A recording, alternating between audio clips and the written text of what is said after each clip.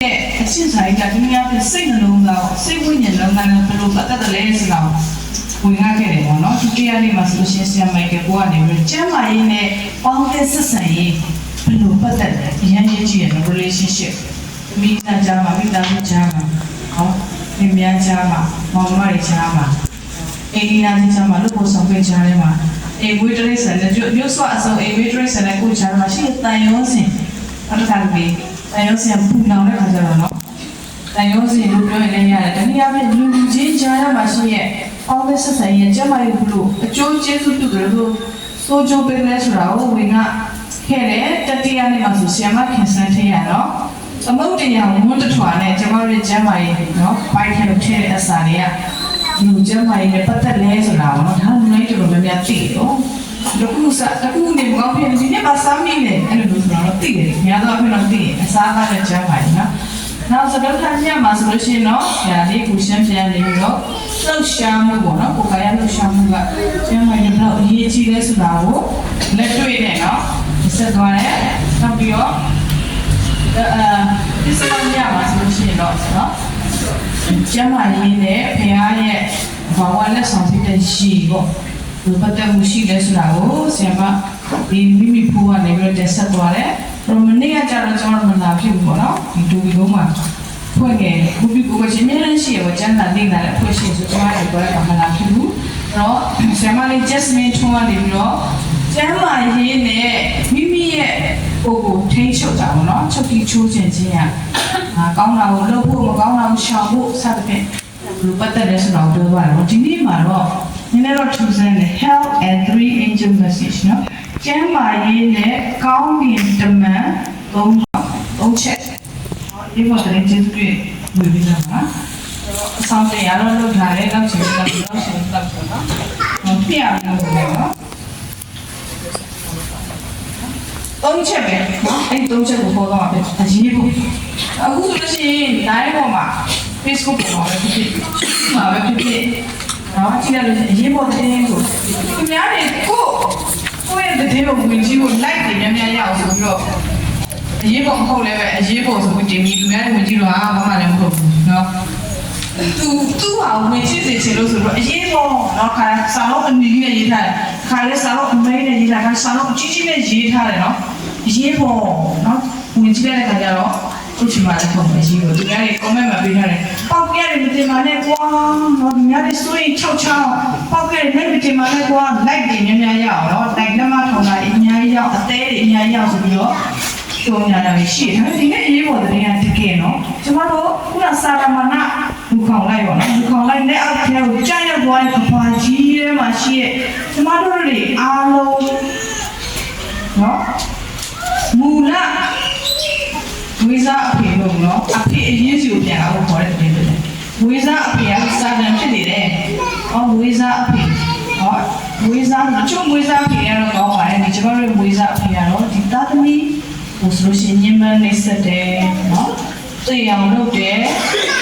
nah lo deh, uang lo deh. Kami api ini tuh sih jangan aku korek dengan segala apa, no. Api ini enggak. Wiza api yang dah wiza lagi kan, cuma lo api ini buat macam macam mana, atin lu yo. Wiza lo material next ni mana sadar ni lo, wiza api yang dah cengar. Nanti macam ada curi semua wiza dah sih macam wiza api itu dah mau sadar wiza lagi kan, no. So sadar ni lo, nasu dunia ni kau ni teman nasu je dah cengar, dia cuma lo. Wiza api bukan api ini sih yang aku tu kau ni teman-teman dari sekolah uji jenis baru wiza macam mana?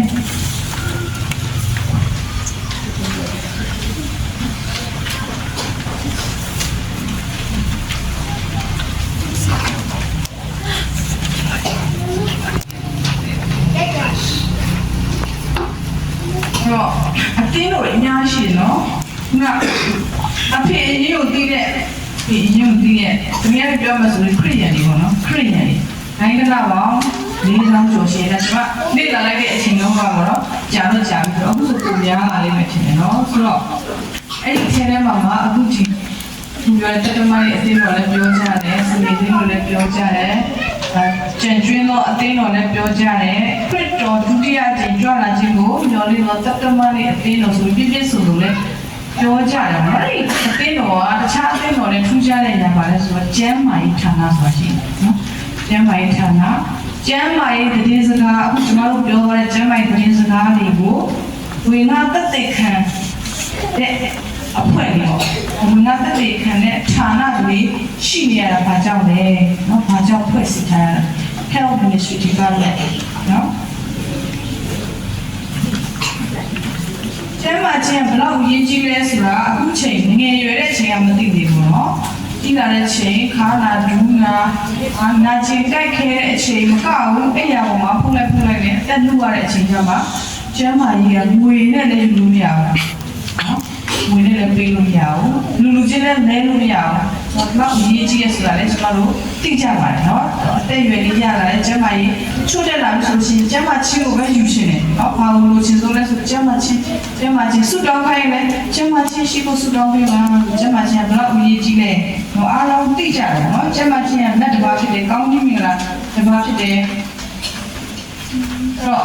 ကိုယ်ကာယကျမ်းမာရေးနဲ့ခုနအချင်းဆိုင်တဲ့ဝိညာဉ်ကျမ်းမာရေးကိုတီးခြားတတ်ထားလို့ရနိုင်သလားဒါကျွန်တော်တို့ဓမ္မဦးသင်္ကန်းမှာပေါ်ပြသွားပြီဆက်နေပြီးတော့တတ်ထားလို့မရဘူးနော်တတ်ထားလို့ဘုရားကျောင်းမှာသွားမယ်လုပ်ရှင်ရလုပ်မယ်စားချင်စားမယ်အေးပြည့်ချင်လုပ်ပြီးဘုရားကျောင်းမှာသွားရင်ပြီးကြာရင်တော့ဆက်မှုသိနိုင်တယ်နော်ဘုရားကျောင်းလည်းသွားလာနိုင်တော့ဘူးနော်သွားချင်မယ်မရောက်တော့ဘူးဘာကြောင့်လဲဆိုတော့ကျမ်းမာရေးချို့တက်လာလို့ဖြစ်တယ်ဆိုကျမ်းမာရေးရဲ့တတ်တရားရဲ့တတ်ဖွင့်ထားလို့မရတဲ့ကိစ္စဖြစ်ကြောင်းကိုလည်းပြောပြသွားပြီးဖြစ်ပါတယ်အဲ့တော့ကျမ်းမာချင်းဆိုင်ရာလုပ်ငန်းများကိုဆရာဝန်တွေပဲလုပ်ရမှာလားเนาะဒါမှမဟုတ်လို့ရှိရင်သူနာပြုတွေပဲလုပ်ရမှာလားဒါမှမဟုတ်လို့ရှိရင်ကျမ်းမာရေးအတတ်ပညာကိုသိကျွမ်းတဲ့เนาะ professional လို့ခေါ်တဲ့လောက်စားတဲ့အတက်မွေးညောအနေနဲ့လောက်စားတဲ့သူတွေပဲလောက်ဆောင်တင်လာလားမဟုတ်ပါဘူးကျမ်းမာရေးကိုကျွမ်းကျင်တဲ့သူတွေမကောက်ဘူးတင်းလာလိုက်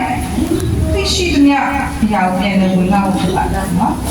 ကျမ်းမာရေးကျမ်းကျင်သူပဲဟုတ်ပါဆရာဝန်ဆရာမတွေလည်းမကောက်ဘူးနော်ကျမ်းမာရေးအခုသိသွားတဲ့ကျမ်းမာရေးအသိဘူးတုတ္တတွေဆိုရှင်လူတိုင်းကပြန်တဲ့ဝင်လာနေတဲ့အတွက်ကြောင့်လူတိုင်းကကျမ်းမာရေးသာသနာ့လုပ်ငန်းကိုဆိုရှင်လူတိုင်းလုပ်ဆောင်တင်လာဖြစ်ပါတယ်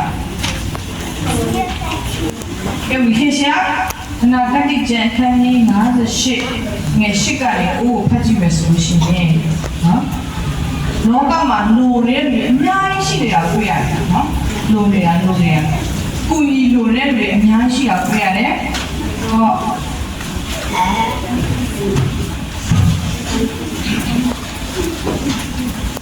ကျန်တာကိုဖွင့်ပြီးဖတ်ကြည့်ရခန်းကြီး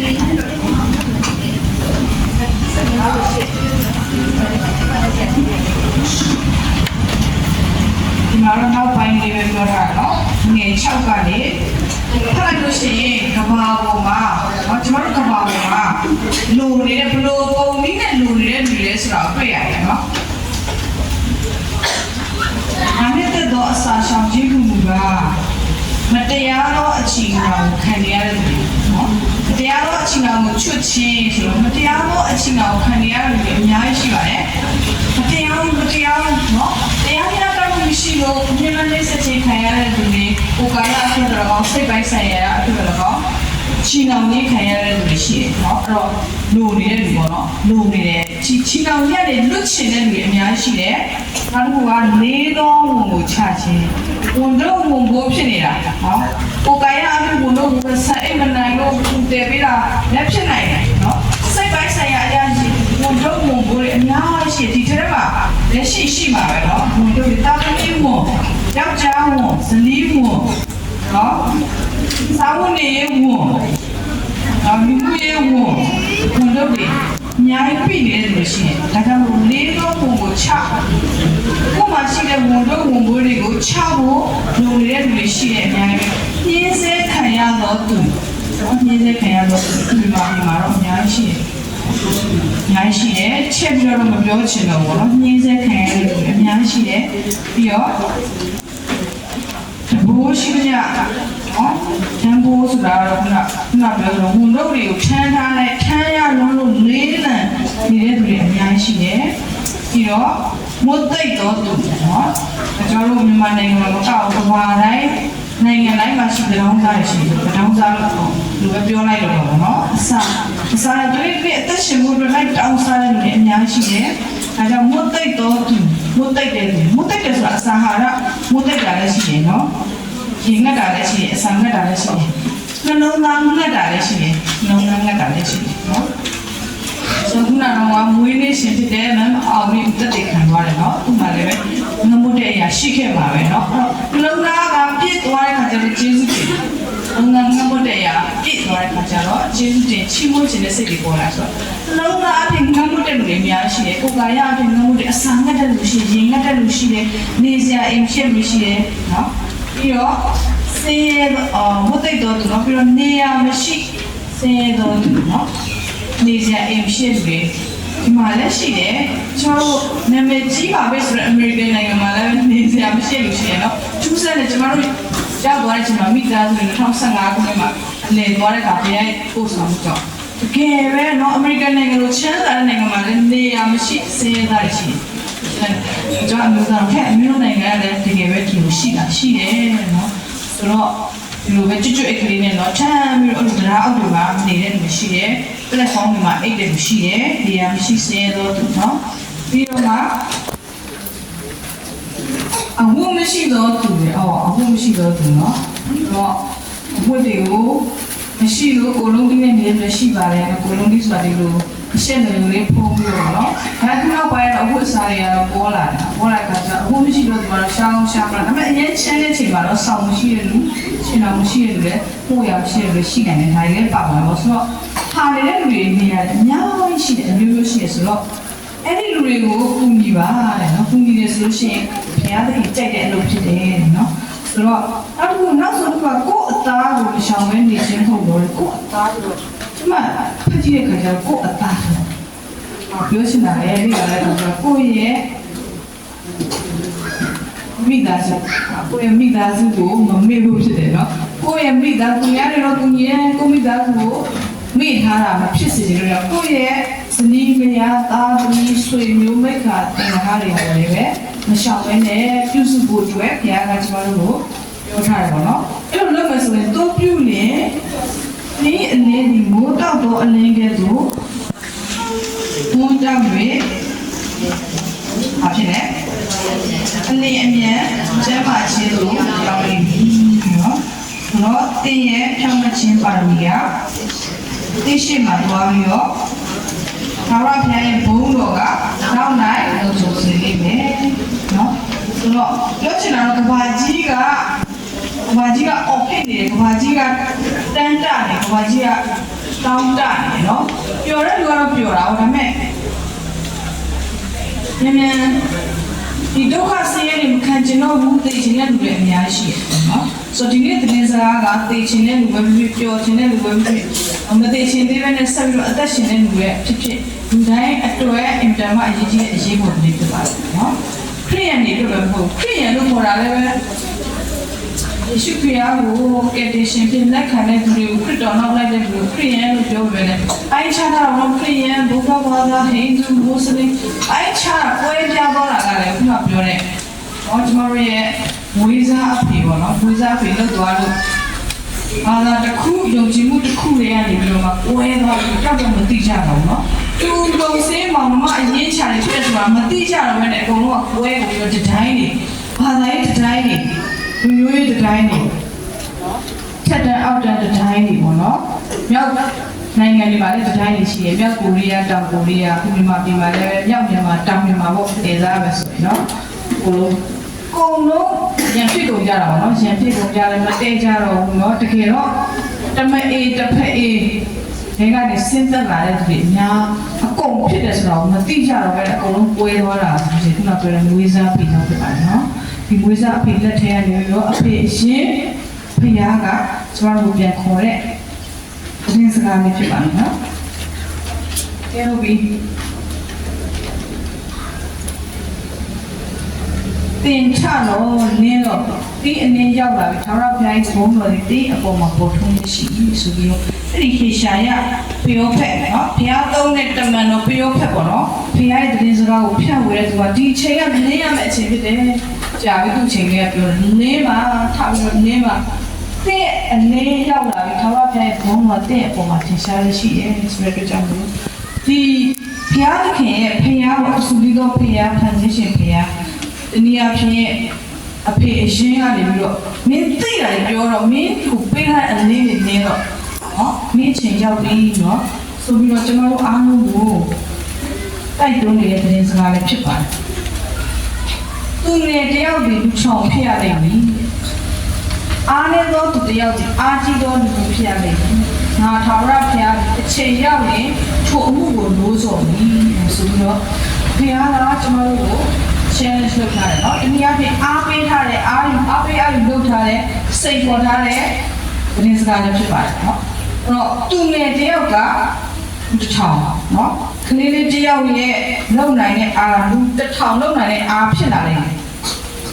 အားနေတော့သူတယောက်ကလည်းအားကြီးတဲ့သူတယောက်ဖြစ်လာနိုင်တယ်ဘုရားသခင်ကသူလုပ်ရမယ့်အလုပ်ကိုသူလုပ်ရဲ့အချိန်ရောက်လာပြီဖြစ်ပါတယ်เนาะသူလုပ်ရမယ့်အချိန်ရောက်လာပြီတော့သူလုပ်ရမယ့်အမှုဆိုတဲ့တရားစီရင်တာပေါ့နော်တရားစီရင်တယ်ဆိုတာကောင်းတဲ့သူမကောင်းတဲ့သူနော်သူနဲ့စိတ်အလင်းနဲ့အမောင်းအမှန်နဲ့အမှားဒါကိုခွဲခြားပြီးတော့ကိုယ့်ရဲ့လုပ်တဲ့အကျင့်တိုင်းကိုပြန်စီရင်ခံရမယ်ဆိုတာကိုဖော်ပြထားတရားစီရင်တဲ့အချိန်ရောက်လာကဘာရဲ့နှိကုံရောက်လာပြီဖြစ်ပါတယ်နော်ကဘာရဲ့နှိကုံလို့ပြောတဲ့အခါမှာချင်းချောက်တာမဟုတ်ဘဲနဲ့တကယ်ပဲဘာကြောင့်လဲဆိုတော့ခုနမွေးစားအဖေကြောင့်ကျွန်တော်တို့အပြစ်ကဘာတွေကိုရောက်သွားတဲ့ကဘာကြီးကိုစေးကြောမဲ့အချိန်ရောက်လာပြီပထမတစ်ချိန်စေးကြောခဲ့တဲ့ရေနဲ့လွှမ်းမိုးတာနှုတ်ခင်ပါနော်အဲ့တော့လူ၈ယောက်ပဲကျန်တယ်လူ၈ယောက်မှာသား၃ယောက်ကျန်တယ်အဲ့သား၃ယောက်ကမှကျွန်တော်တို့ဒီကဘာသားတွေအများကြီးဖြစ်လာတာနော်လူရဲ့တန်းပေါင်း9000ကျော်8000ဖြစ်လာတာပေါ့နော်ဒီ၈ယောက်ထဲမှာဖြစ်လာတာပွားလာပြီးတော့မှနော်လူတွေကကြောက်ကြလို့သိကြတော့အဲ့ဒီပွားလာတဲ့လူတွေကမှတခြားနေရာတွေခွဲထွက်သွားတဲ့အယူဝါဒတွေနဲ့မျိုးမျိုးဖြစ်သွားတဲ့အခါမှာကိုယ်ကွယ်မှုတွေအများကြီးဖြစ်သွားတဲ့ဒီတိုင်းတွေဖြစ်လာတယ်ပေါ့နော်ဆိုတော့ဒီချိန်ကတော့ခုနပြောတဲ့နော်အဖေအရေးနဲ့ပြန်ခေါ်တယ်ကိုဖိတ်ခေါ်တယ်ဆိုလို့ရှိရင်ပြန်လည်းပြီးတော့ထည့်ကြည့်ဖို့အချိန်ဖြစ်ပါတယ်နော်ပြန်ပြီးတော့နားထောင်ဖို့အချိန်ဖြစ်တယ်အဲ့တော့အဲ့ဒီအပြည့်နဲ့ဆွဲရကြံ့ရောက်သွားတဲ့ကဘာကြီးပေါ့ဝေးစားအဖေကနေပြီးမလိမ့်တစ်ပတ်နဲ့နော်မလိမ့်တစ်ပတ်နဲ့သူ့ရဲ့သားသမီးဖြစ်တဲ့အာရနဲ့အေဝါမလိမ့်တစ်ပတ်နဲ့သူ့ရဲ့ရောက်အောင်ဝေးစားပလိုက်တဲ့အခါမှာကျွန်တော်တို့တွေကကိုလုံးနာရတယ်ပိုရတယ်တင်ရတယ်အခုဆိုစစ်တွေဖြစ်တယ်တနိုင်ငံနဲ့တနိုင်ငံစစ်ဖြစ်တယ်နော်အီရန်နဲ့အစ္စရေးဟုတ်လားရုရှားနဲ့ယူကရိန်းနော်စသဖြင့်ပေါ့နော်ပြီးတော့သုံးစုပြောရမယ်ဆိုမိသားစုတွေမှာတော့ကြောက်ကြောက်မတည့်ကြတာဘူးနော်အမီးနဲ့အမေနဲ့တရားဆွဲတာရှိတယ်ဘုံတာရှိတယ်အမေကတပည့်ဘုံတာတပည့်ကအမေမထားရအားလုံးပါလဲဆိုတော့မွေးစားပြီးတော့ဖြစ်တယ်ဘာလို့ရဲ့မတရားဒီအာရနဲ့အေဝါကိုလူယူထားတဲ့မွေးစားဒီပေါ့နော်သူရဲ့လက်ထက်မှာကျွန်တော်ရောက်သွားတဲ့အတွက်ကြောင့်လို့ဖျားကနေပြီးတော့ဒီလိုအဖြစ်ပြက်မြန်မာသားသမီးတွေသူဖြစ်ပြက်စေရတော့မှာဘူးဆိုပြီးတော့မကောင်းတဲ့အရာတွေရှင်းထုတ်ပြီးတော့သူ့စီကိုပြန်ခေါ်လာမဲ့အချိန်ကရောက်လာပြီဖြစ်ပါတယ်နော်ဆိုမကောင်းတဲ့အရာကိုရှင်းထုတ်တာတစ်ခါရင်းနဲ့လုံးဒီခေါက်ကြတော့မီးနဲ့ဖြစ်ပါတယ်နော်ဒါလေးကျန်တဲ့မှာရင်းနဲ့မီးနဲ့စေကျုံးမယ်အဲ့ဒီခါမှာကျွန်တော်ဝမ်းနေစရာအကြောင်းကြောက်စရာအကြောင်းရှိဘယ်လိုလူကမကြောက်ပါဘူးလေဘယ်လိုလူကမဝမ်းနေရလို့ဆိုတော့သူ့ကိုအဖေလို့ပြန်ခေါ်ဖို့နော်သူ့ကိုပြန်တယ်ပြီးတော့သူ့စီပြန်လာဖို့ခေါ်ဖို့အတွက်ပေါ့နော်သူကလောကောက်ဆိုသူ့ရဲ့သားကိုဆင်းလိုက်တယ်နော်သူ့ရဲ့သားကတော့အမိုင်းထဲမှာကျွန်တော်ဖတ်ဖို့ရဒီခဲ့တဲ့ခေါင်းပေါ်နဲ့ပြောသားပြီးပြီပေါ့နော်ခရစ်တော်ကိုပေါ်ခင်၄ပါဝေဖွားခဲ့တဲ့အပြုကညာမာရိရဲ့ဘိုက်ထဲမှာအရှင်တော်ဝိညာဉ်တော်ဗရိတ်တွေခံပြီးတော့သူငယ်တော်ယေရှုကိုမွေးဖွားလာတဲ့လူတွေကိုကယ်တင်ဖို့ဆိုတော့လူတော်ထဲမှာပဲလာပြီးတော့အောက်နှိပ်ပြီးတော့စင်းတက်ပြီးတော့မှ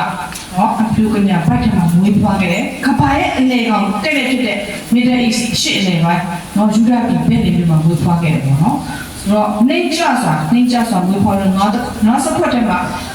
နှိမ့်ကြစွာမွေးဖွားပြီးတော့နောက်စခွက်ထဲမှာတိတ်ချင်းတော့ခံရပြီးတော့နှိမ့်ကြနဲ့မွေးဖွားလာတဲ့ခါကျတော့လူတွေကချို့တော့သူတွေကတော့မယုံဘူးပေါ့နော်သူလူမျိုးတွေကိုလည်းသူ့မယုံဘူးပေါ့နော်သူကတော့ဒီဂျူးလူမျိုးတွေတော့လည်းမွေးဖွားလာပေါ့တနေ့ညမှာတော့မွေးဖွားရမှာပဲနော်လူဖြစ်တဲ့အတွက်ကြောင့်လူသားဖြစ်တဲ့ Israel ကိုလည်းဂျူးလူမျိုးမိသားစုကနေပြီးတော့ဝေးဖွားလာတယ်ဝေးဖွားတဲ့ခါမှာသူ့ရဲ့ပထမသက်တမ်းနော်30လောက်ကသူငယ်စီအစဉ်တိုင်းကြီးပွားရေးဖျားရှိလူရှိတွေမျက်နှာရတော့ပြီးဆိုပြီးတမန်ကျတော့အဲ့ဒါလေးနဲ့ပဲပေါ်ပြထားတယ်နော်တော့ဝိညာဉ်တော်ရေးသားတဲ့စာပေတော့လက်သမားယုံနဲ့မှာသူ့ဖေလက်သမားကိုလက်သမားယုံနဲ့မှာပဲသူ့ဖေရဲ့စကားကိုနားထောင်နေဖျားရဲ့စကားကိုနားထောင်ပြီးတော့သူကောင်းသက်ရှင်သွားတဲ့အချင်းဆိုင်တာကောင်းတဲ့လူတွေကိုကူညီတယ်ဆက်ပြီးရေးထားတဲ့သူ့ရဲ့အကြောင်းပေါ့ဒါပေမဲ့နောက်ပိုင်း3နှစ်ခွဲပေါ့နော်သူ AD 29နှစ်မှာနှစ်ချင်းခံတယ်ပြီးတော့3နှစ်ခွဲလုံးသူ့ရဲ့အမှုဆောင်တဲ့အကြောင်းအရာကိုကျွန်တော်ဒီကျမ်းစာအုပ်ထဲမှာဓမ္မသစ်ကျမ်းထဲမှာမတ်သဲမှာသူလုကာယောဟန်သူ့ရဲ့တပည့်တွေသူနဲ့အတူတူလက်ပွန်တတိနေသွားတဲ့သူ့ရဲ့တပည့်တွေကရေးသားထားတယ်ပေါ့နော်ဒီအချိန်တွေကမှအခုကျွန်မပြောမယ့်အကြောင်းအရာကိုရေးသားတဲ့ပုဂ္ဂိုလ်နော်သူ့ရဲ့ပခုံးကိုမိထားတယ်နော်တွေ့လားဗျာနော်ပခုံးလေးကိုမိထားတယ်နော်ပခုံးလေးကိုမိထားတဲ့ပုဂ္ဂိုလ်ကရေးထားသူကတော့ရှင်ယောဟန်ဖြစ်ပါတယ်နော် John ပေါ့ John the Beloved နော်သူကရေးထားတဲ့အကြောင်းအရာလေးသူသိတာလေးပေါ့သူ့အနေလေးကိုဖျားပေးတဲ့အနေလေးပြန်ထွန်းလင်းတဲ့အနေလေးကိုကျွန်တော်တို့ဖတ်ပြီးတော့ပြန်ရဝင်လာတာဖြစ်ပါတယ်အဲ့တော့ရှင်ယောဟန်ကြီးကကိုရောချစ်တော်တပည့်တော်တဲ့ကျမ်းစာတော့ခဏခဏသူ့တင်စားတယ်နော်အငယ်ဆုံးလည်းဖြစ်တဲ့ခါကျတော့ကိုရောချစ်တာနော်အငယ်လေးကိုဖျားအငယ်လေးသားစုတွေမှာလည်းအငယ်ဆိုပြီးမိဘတွေကကိုချစ်တယ်လို့မျိုးသူများတင်စားတာပေါ့အခုလည်းပဲသူကတပည့်တော်တွေထဲမှာဆိုရှင်ချစ်ချင်းကိုခံရတဲ့တပည့်တော်ဖြစ်တဲ့ခါကျတော့သူကနော်နောက်ဆုံးမှတရားဟောလို့ပေါ့နော်သူ့ကိုဒီဖျားเจ้าတရားเจ้าဟောလို့ဆိုပြီးသူ့နေပေးလိုက်နော်နေပဲအမှုကျွန်းဆိုတဲ့ကျွန်းကျွန်းမှာလူကြီးရဲ့ကျွန်းမှာသူ့နောက်ဆုံးအဲ့မှာဆိုလို့ရှိရင်တက်ကျွန်းနေတယ်သူ့ကိုပို့လိုက်တာနော်ပို့လိုက်တဲ့အချိန်မှာဆိုလို့ရှိရင်ဖျားကသူ့ကိုယူပါရုံအဖြစ်တော့စကားပြောတယ်ပေါ့နော်စကားပြောတဲ့ခါမှာသူအဲ့ဒါကိုရေးထားတယ်ပြောတဲ့ဟာလို့အဲ့လိုပေါ်တော့လူတွေမှတ်ဉာဏ်ရင်ကောင်းတယ်နော်ပြောတဲ့အတိုင်းချရေးနေတယ်အခုကကျမတို့တွေအပြစ်ကြောင့်ပေါ့နော်မှတ်ဉာဏ်တွေလည်းမကောင်းတော့ဘူးနော်မျက်မှန်မေ့လိုက်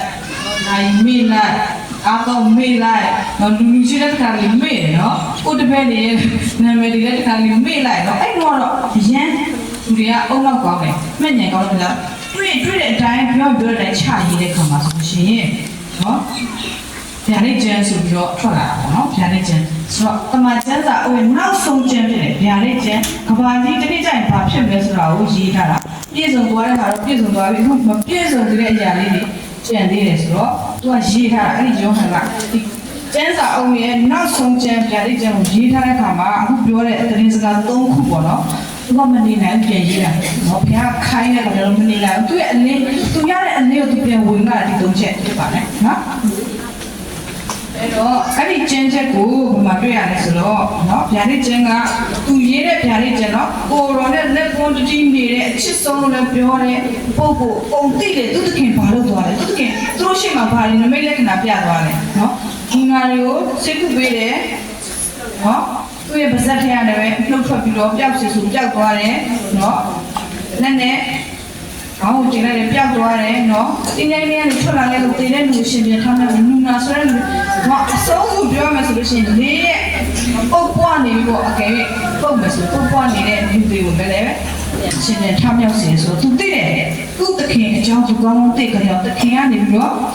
သူ့ကိုခိုင်းတဲ့အရာကိုဆိုလို့ရှိရင်သူကပြန်ရေးချတာဟောရေးချတဲ့ခါကျတော့နော်ပြန်နေကျန်က20နှစ်မှာခန်းကြီး14နော်ဒီမှာကျန်တာဆိုအခန်းကြီးရှိတယ်အခန်းငယ်ရှိတယ်အခန်းကြီး14ဘာကြောင့်အတူတူဖတ်ရအောင်နော်ဒီအရေးကြီးရဲ့ဟောဒီအရာကိုပြောချင်လို့ပေါ့နော်ဒီအနေနဲ့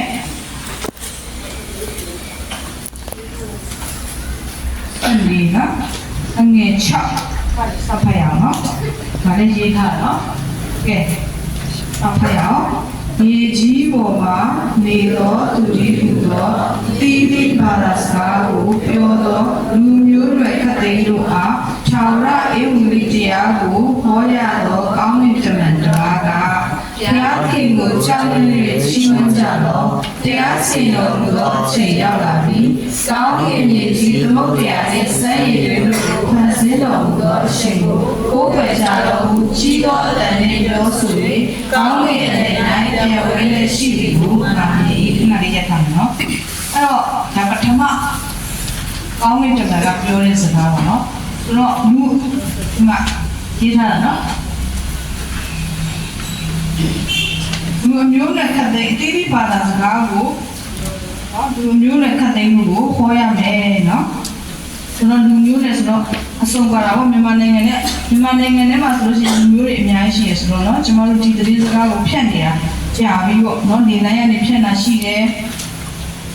လောက်ပါဖြင့်လိုက်ခေါ်တာရှိတယ်အုပ်စုလိုက်ခေါ်တာရှိတယ်တူးချင်းပတ်စံလေးအကုန်ခံပြီးတော့ခေါ်တာဘာသာဆွဲတာမဟုတ်ဘူးเนาะသိစေချင်လို့တချို့ကတော့ပြောတာပေါ့เนาะဘာသာဆွဲတယ်အဲ့ဒါမသိလို့ပြောတာတကယ်တော့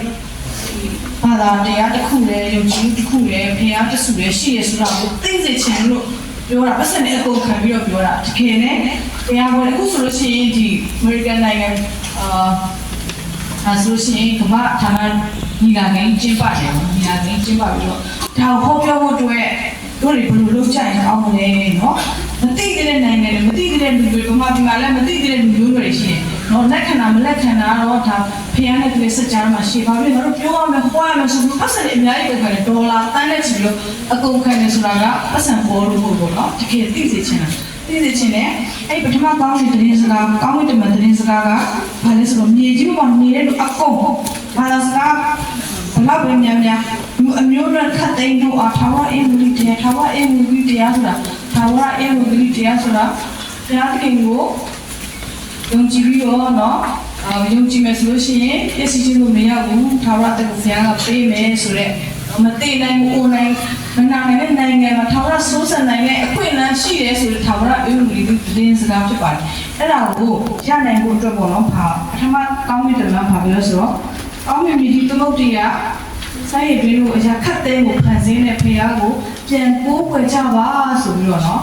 ရေကမင်းဒီရုပ်ဆောင်ရေးဆိုလို့ကောင်းတဲ့တမန်ဆိုတာကတော့ဖရာရဲ့အစိခံပေါ့နော်အစိခံနံဝိညာဉ်တွေဖြစ်တယ်သူတို့ကနော်ရှင်ရုံးလို့ဆိုရှင်ခုနပတ်မှုကျွန်းမှာတက်တွန်းကြက်ခံနေရတဲ့ခရစ်တော်ရဲ့ချစ်ဆုံးတပည့်တော်တင်စားခြင်းရဲ့ရုံးရည်ကိုဂျွန်ပေါ့နော် G.O.H. John အင်္ဂလိပ်လိုဂျွန်ဆိုတဲ့ပုဂ္ဂိုလ်ဆိုလို့ရှိရင်လာပြောတဲ့ခါမှာသူကရေးသားလိုက်တာဖြစ်တယ်နော်ဒါကြောင့်အနည်းရှင်ဖန်တဲ့ရှိလို့ပြောရင်ဟိုတခါလေနားကြားပြင်းကောင်းပြင်းလေးလို့တော့တကယ်လည်းဟုတ်ပါတယ်နော်ဖန်တဲ့ရှင်ချို့ကတော့မယုံပေါ့နော်မယုံဆိုတော့ဂျုံလည်းဒါကမယုံပြောမယုံကြုံမှုမှသိရဆိုတာတော့ရှိတယ်ပေါ့နော်ဆိုတော့ဘာကြောင့်လဲဆိုတော့ကျွန်မဓမ္မသတင်းစကားပြောခဲ့တော့တော့ထီလို့ပေါ့နော် traditional tradition ဆိုမိလို့ခလားသူဆိုတာတော့အမှန်တရားပေါ့နော်ရန်ထီတော့ထီပဲတူတယ်ဒါပေမဲ့အဲ့ tradition မိလို့ခလားကရန်အားကြီးတယ်အားကြီးတဲ့ခါကျတော့ခုနပြောသလိုပေါ့နော်ဘိုးဘွားတွေဖေအမေတွေကဒါတွေပဲလုပ်လာတဲ့ခါကျတော့ဒါပဲဆက်လုပ်ရတာပေါ့နော်ဒီကနေရုံထွက်ဖို့ဆိုတာတော့ပြောင်းလဲဖို့ဆိုတာတော့တော်တော်လေးခင်းကြီးနေပေါ့နော်ခင်းကြီးတယ်။ဘာဖြစ်လို့လဲဆိုတော့တက်လုံးဒါပဲလုပ်လာတယ်ဆိုတော့ဒါကြီးပြောင်းမှာဆိုတော့ဖြစ်နိုင်လို့စိတ်ထဲမှာရှိခါကြတော့အဲ့ဒီအဟန့်အတားကြီးရပေါ့နော် traditional ကိုရမိယိုးဖလားမိရဲ့အယိုးကဖလာတယ်ဆိုတာအာဏာစီကအေးဝရဲ့အယိုးကဖစီကလည်းမိယိုးဖလားနော်မိယိုးဖလားတကယ်တော့မိယိုးဖလားဆိုတာ origin ဆိုတာတော့အာဏာနဲ့အေးဝကနေစခဲ့တာနော်ဆိုတော့ခုနပြောတဲ့မွေးစားအဖေကြီးကကျမတို့ကိုဒီမိယိုးဖလာနဲ့ဆွဲထားတဲ့ခါကျတော့ရုပ်ထွက်လို့လေမျက်စိကနော်ပြောပေမဲ့လည်းမကြောက်ဘူးတဲ့နော်ပြောပေမဲ့လည်းမကြောက်ဘူးပြပေမဲ့လည်းမမြင်ဘူးလေပြောတာနော်ဆိုတော့ခါကျတော့ခုနပြောတဲ့မွေးစားအဖေကြီးကအမှောင်နဲ့ကျမတို့မျက်လုံးပွေထားတဲ့နားတွေပိတ်ထားတဲ့ခါကျတော့ကျတော့ကြားနေရပဲဒါပေမဲ့မခံစားရဘူးသိရှိရဘူးထိတွေ့အောင်ဆိုတော့သူကလှုပ်ထားတာပေါ့နော်ဆိုတော့ဒီအောင်ဆိုလို့ရှိရင်တည့်ရခါမှာကျမတို့ရဲ့အဖေချင်းကသူ့ကိုပြန်အားကိုးစေချင်တယ်သူ့ကိုနီးစမ်းစေချင်တယ်သူ့ကိုပြန်ပြီးတော့အားကိုးပိုးွယ်နော်ပိုးွယ်တယ်ဆိုတာပုံစံရှိတာပေါ့နော်ဒီလိုမျိုးရှစ်ကိုဥချတာပြောတာချက်သူ့ရဲ့စကားကိုနားထောင်စေချင်တယ်ပေါ့နော်သူ့ရဲ့စကားကိုနားထောင်စေချင်တယ်ဆိုတော့ဆန္ဒနဲ့ပေါ့နော်သူကအရာခတ်သိမ်းကိုတက်နိုင်တဲ့ဖျားဖြစ်တယ်သူကနေရာတိုင်းမှာရှိတဲ့ဖျားဖြစ်တယ်သူကအားလုံးသိတဲ့ဖျားဖြစ်တဲ့ခါကျတော့ငါ့ကိုအားကိုးကြစမှာအမိကျော်တွေးတော့မနှွမ်းကြပါနဲ့ဆိုတော့သူအဲ့လိုပြောလိမ့်မယ်နော်တကယ်ဆိုရင်ပြောတော့မပြောပါဘူးနော်ကျွန်မသူ့နေရာမှာဝင်ပြီးတော့ခံစားကြည့်တာငါဒီမှာအဖေတယောက်လုံးရှိတယ်ငါမင်းတို့ကောင်းကောင်းသိတယ်မင်းတို့ရဲ့စပင်းတို့လည်းရေတွက်ထားတာငါမင်းတို့သိတယ်မင်းတို့ရဲ့ဒုက္ခဆင်းရဲခြင်းလည်းသိတယ်ငါ့ကိုအားကိုးကြစမ်းပါငါ့ကိုပြန်ပြီးတော့နော်အားကိုးကြစမ်းပါငါ့ကိုပြန်အားကိုးလိုက်စမ်းပါဆိုတဲ့သတင်းစကားကိုမတည့်တဲ့စကားနော်ကောင်းတဲ့သတင်းစကားဖြစ်ပါတယ်အဲ့တော့တရားစီရင်တော့ဘာကြောင့်လဲဆိုတော့တရားစီရင်တော့အချိန်ရောက်လာပြီတဲ့နော်ဘာကြောင့်လဲဆိုတော့ဒီဝေစားအဖို့ဖြစ်စီမဲ့အချိန်ရောက်လာပြီနော် ဝေစားဖေအဖြစ်ကိုယူလာတဲ့ဒီဝေစားအဖေနော်ဝေစားဖေနဲ့တည်းကနေပြန်ဆွဲထုတ်မဲ့အချိန်နောက်ဆုံးကဘာကုန်ဆုံးမဲ့အချိန်ရောဒါကြောင့်ဖန်ဆင်းရှင်ကိုပြန်ပို့ပွဲမှာကြောက်ရွံ့ပြီးတော့ချီးမွမ်းမှာကြောက်ရွံ့နေဆိုတာဗာလဲဆိုတော့ဖိတက်တုံပြီးတော့ဒူးတုံပြီးရှစ်ထိုးအဲ့ဒါကိုပြောတာချက်နော်သူရဲ့စကားကိုနားထောင်ပြီးအဖြစ်ကိုယူရှာပုံပြည့်တဲ့လူတွေဖြစ်ဖို့လိုတယ်သူကကျွန်တော်တို့ဒီသတင်းစကားအဖြစ်တကဘာလုံးလာရှိတဲ့လူမျိုးတွေခတ်တဲ့နိုင်ငံအားလုံးကိုဆိုရှင်ပြောစီချင်လို့ဒီကျမ်းချက်ထဲမှာရေးထားတာဖြစ်တယ်ပေါ့နော်ဆိုတော့ transition ဒါကတော့ပထမကောင်းတဲ့တမန်သုံးပါကောင်းတဲ့တမန်လို့ပြောတဲ့ခါကျတော့ဘူးမှတော့မတွေ့ဘူးပဲပေါ့နော်အတောင်ရှိရဆိုတာတော့ကျမ်းစာမှာရေးထားဆိုတော့ဗစီဆရာကအတောင်လေးနဲ့ရေးထားတယ်အဲ့တော့သူတို့ကတော့ကောင်းကင်မှာနေတယ်ပေါ့နော်မြေကြီးပေါ်ဆင်းလာပြီးတော့လူတွေရဲ့ဝေယဝဆတွေဖျားခိုင်းရတယ်လောက်တယ်အဲ့ဒီချိန်တော့မှဖောက်ပြန်သွားတဲ့ကောင်းတဲ့တမန်တွေရှိတယ်ခုနဝေစာအဖေနဲ့လိုက်လာတယ်သုံးမှုတွေပါလာတယ်ဆိုတော့အဲ့ဒါတွေကလက်ဆူတွေပေါ့ဒါကြောင့်လက်တွေကိုကိုယ်ကြတာပေါ့ကျမရဲ့အဖိုးခေါ်တဲ့လက်ကိုယ်တာမကူကူကဝေစာအဖေစာတယ်ကမြေကြီးပေါ်ရောက်လာတဲ့ခါမှာသူနဲ့တူပါလာတဲ့ကောင်းတဲ့တမန်လက်ဆူဖြစ်သွားတာပေါ့သုံးမှုတွေကလူတွေလိုက်ပြီးတော့နော်ဖျားရသိဆောင်တော့သူတို့ရှစ်ခေါ်လို့တဲ့ခါမှာကိုယ်ဝေချတာပေါ့နတ်ကိုယ်ဝေတောဆောင်နဲ့တောင်ဆောင်နဲ့နော်ပင်ဆောင်နဲ့နော်ပြီးလို့ရှိရင်ဖြာလိမ့်နဲ့နတ်တွေအများကြီးကိုယ်ဝေတာပြီးလို့နတ်နာမည်တွေလည်းရှိရဆိုတော့နော်အဲ့တော့နတ်ကတော့နတ်ဆိုလို့ဖြစ်ပါတယ်နော်နတ်ကောင်းနေခုနဒီသတင်းစကားကိုယူလာတဲ့လူတွေကတော့နတ်ကောင်းဖြစ်တယ်နော်နတ်ကောင်းကဒါပထမကောင်းတဲ့သတင်းစကားအရာနော်ဒါအင်္ဂလိပ်ပေါ့နော် obey him keep his word give glory to him honor him in our thoughts and action ကျမတို့တွေးတဲ့အတွေးတွေနဲ့ကျမတို့လုပ်ဆောင်ချက်တွေကဘုရားကိုဂုဏ်ပြုတာဘုရားကိုကြောက်ရွံ့ချီးမွမ်းတာဖြစ်ဖို့အတွက်ပေါ့နော်ကျမတို့ရဲ့ရင်းဖြစ်တဲ့အဖေရင်းဖြစ်တဲ့ဘုရားခင်ကပြန်ပြီးတော့ခေါ်ဖိတ်နေတာဖြစ်ပါတယ်နော် judgment is come တရားစင်တော့အချိန်ရောက်လာပြီနော်ကောင်းတဲ့လူကောင်းတဲ့နေရာမကောင်းတဲ့လူမကောင်းဆိုတာအဖြစ်ကိုတွေ့ဖက်ထားတဲ့ခါမကောင်းတာအပြစ်ကိုရှင်းထုတ်လိုက်တဲ့အချိန်မှာအပြစ်ကိုပယ်တွေ့ဖက်ထားတဲ့သူကပါသွားမှာဒါကြောင့်အပြစ်ကနေဖြုတ်လိုက်တော့လက်တွေဖြုတ်လိုက်တော့နော်တရားစီမံခြင်းရောက်လာပြီဆိုတဲ့သတင်းစကားပဲဒါမကောင်းဘူးလို့ပဲကောင်းဘူးလို့ကဲပြောလို့ပြောတာရှိရအောင်နော်ဆိုတော့ဒါလည်းတကယ်ဟုတ်ပါနော်မကောင်းဘူးကောင်းတယ်ဆိုတာဘာနဲ့တတ်မှတ်လဲဆိုတာလည်းရှိရပါတော့နော် worship him နော် creator creation ဆိုတာဘာကြီးကိုဖန်ဆင်းတဲ့ဖန်ဆင်းရှင်ကိုပြန်ပြီးတော့ကိုပြီးကိုပဲပါယုံကြည်ပါစကားနားထောင်ပါဆိုတဲ့သတင်းစကားလေးကိုကဘာကိုပေါ်နေနော်ပေါ်နေနိုင်ငံတော်တော်များများပြည့်နေလက်ခံတဲ့လူရှိတယ်မလက်ခံတဲ့လူရှိတယ်နော်ဆိုတော့ခုနပြောလို့မန်တဲ့ဘိုးတို့အရာအားလုံးကဘုရားရဲ့အထင်ချုပ်အောက်မှာရှိရဆိုတကယ်ပဲမှန်ပါနော်ကဘာကြီးကိုဖန်ဆင်းတဲ့ဘုရားရှင်ကသူ့ရဲ့ခွင့်ပြုချက်မပါဘဲနဲ့ဘာတစ်ခုမှမဖြစ်ဘူးနော်ဆိုတော့ဆိုးတဲ့ຢာတွေဖြစ်တာရှိတယ်ကောင်းတဲ့ຢာတွေဖြစ်တာရှိတယ်ဆိုးတဲ့ຢာတွေဘုရားခင်ခွင့်ပြုတယ်အကြောင်းရင်းတော့ရှိရပါတော့အခုမြန်မာပြည်မှာလည်းဆိုးတဲ့ຢာရှိတယ်ဘုရားလုပ်တာတော့မဟုတ်ဘူးလေဘုရားခင်ခွင့်ပြုတဲ့အခါမှာကျမတို့တွေနိုင်ငံရေးတွေစီးပွားရေးလူမျိုးတွေစက်တဲ့ဥဒ္ဒန်တွေလူလည်းခံရတာကဘာလို့ကြောက်လဲဆိုတော့ဝေစားဖြစ်ကြောင့်ဖြစ်ပါတယ်နော်ဝေစားဖြစ်ပြီးတော့စာရန်ကြောင့်ဘာလို့ဖန်ဆင်းရှင်ဆိုတော့တကယ်ရောရှိရလားတိတ်ပံနဲ့ငမီးလေးလာလိုက်တဲ့ခါကျတော့မြောက်ဆိုတဲ့တော်ဝါနော်မြောက်ဆိုတဲ့တော်ဝါကသူ့ရဲ့အစားအသောက်ကတီးဖူးပေါ့နော်စားတယ်အစီအစံလေးတွေစားတယ်ဒီကြစီရှိမှချားဖွာစားလိုက်မယ်မပြောသေးဖွာစားလိုက်မယ်ဒါပေမဲ့အထူးစံတော့တွေ့တာမြောက်ကမီးသွေးလုံးကိုက်စားတယ်နော်မီးသွေးကိုရှာနေရက်တယ်ဆိုထူးဆန်းတယ်ဆိုတော့ National Geographic Magazine နော်ဒီကမ္ဘာပေါ်မှာရှိတဲ့နာမည်ကြီးတဲ့ magazine ထဲမှာပါတဲ့ magazine ပေါ့နော် National Geographic Magazine ထဲမှာဒီသတင်းလေးပါတာနော်မြောက်ကမီးသွေးကိုစားနေဆိုသူတို့လေ့လာတယ်ဆိုတော့အဲ့မြောက်တွေကသူတို့စားတဲ့အစာထဲမှာအစိတ်ပါသွားတယ်နော်အစိတ်ရှိတဲ့အပင်ကိုစားမိလိုက်တဲ့ခါမှာချက်ချင်းပဲမီးသွေးရတော့တာနော်တော့ဒီမှာကျွန်တော်တို့မီးသွေးတွေရောပေးတယ်ပေါ့နော်စိတ်ထုတ်ဖို့အတွက်မီးသွေးတွေကမြောက်ရဲ့အုံနောက်ထဲမှာငါအစိတ်မိနေပြီငါတို့မီးသွေးရွက်မှဆိုတာသိပါမလားမသိဘူးဒါပေမဲ့သူ့ရဲ့အသိဉာဏ်ထဲမှာဖျားထည့်လာကြတာခွေးတွေလည်းအဲ့လိုပဲနော်အစိတ်တောက်ပြီးလို့ဇဗလင်စားရတာဇဗလင်စားပြီးတော့ပြန်အထုတ်တယ်ခွေးတို့မြောက်တို့ကကျမတို့တဲ့အများကြီးအသိဉာဏ်နဲ့ဒါပေမဲ့သူတို့ဘာလုပ်ရမလဲဆိုတော့သူတို့သိတယ်ဆိုတာကဘုရားသခင်ဖန်ဆင်းထားတဲ့ကလိမ့်ဆန်နေတဲ့မှာဆိုသူ့ရဲ့သဘာဝတရားသဘာဝလွန်တရား ဖြစ်လာပြီးသားဖြစ်တယ်เนาะဒါတဘာဝလို့တရားဖြစ်တယ်ပုံမှန်အဖြစ်တဘာဝအရာဆိုသူတို့မသိဘူးဒါပေမဲ့သူတို့အစိတ်ပြည့်ခါမှာဘာစားရလဲဆိုတော့ဖခင်ကဘာဝလုံးအကျိုးကိုထည့်တာကမှသူတို့ဘာစားရမလဲချင်းချင်းတက်တာမင်းသွေးကိုကျက်စားတဲ့ခါမှာသူတို့ရဲ့ခန္ဓာကိုယ်ထဲမှာရှိတဲ့အစိတ်တောက်တွေကမီးသွေးနဲ့အတူပါသွားပြီးတော့သူတို့ကအသက်အန္တရာယ်ကနေကင်းဝေးသွားတာကိုတွေ့ရတယ်ဒါကဖန်ဆင်းရှင်ဖခင်ရှိရဆိုတဲ့အရာကိုစဉ်းစားနိုင်ဖို့အတွက်